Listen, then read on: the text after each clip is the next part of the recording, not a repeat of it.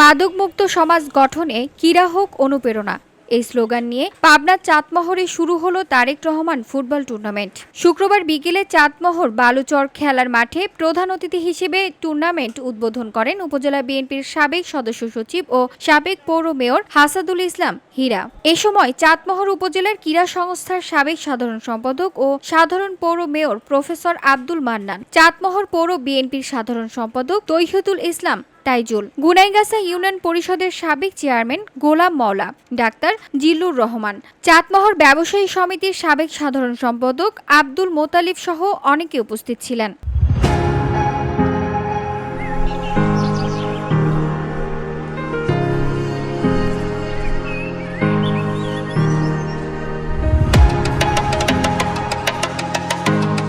চাটমোহর পৌর বিএনপির উদ্যোগে আয়োজিত ওয়ার্ড ভিত্তিক এই ফুটবল টুর্নামেন্টের চাটমোহর পৌর শহরের ৯টি ওয়ার্ডের ৯টি দল অংশগ্রহণ করেছে।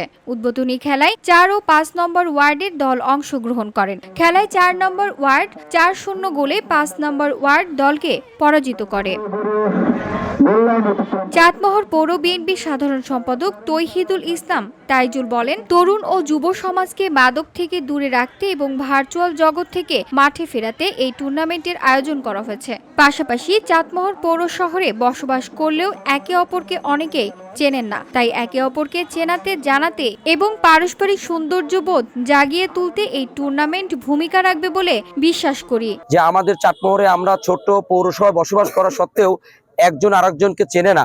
আমাদের এই পরিচয় এবং মিলনমেলা ঘটানোর আমাদের মূল উদ্দেশ্য, এবং ছেলেপেলে যেন এই ভার্চুয়াল জগৎ বাদ দিয়ে খেলার মাঠে আসে, সেই লক্ষ্যেই আমরা আজকে চাটমোহর পৌর বিএনপি ফুটবল টুর্নামেন্ট আয়োজন করেছি। কয়েকদিন আগে ওরা ক্যাম্পিং করছে ফুটবল উপজেলা পরিষদের সহযোগিতায়, ছেলেদের ফুটবল কোচিং করালো। এই যে দিকগুলা থেকে একটা জিনিস কেন, চাটমোহর থেকে যেন আরো সোয়াদের মতো যেন আরো ভালো ভালো আমাদের খেলোয়াড় তৈরি হয় এবং আমাদের চাটমোহরবাসীর যেন মুখ উজ্জ্বল করে, সারা বাংলাদেশ নয় সারা বিশ্বব্যাপী যেন আমাদের মুখ উজ্জ্বল হয়। VOD Bangla news desk.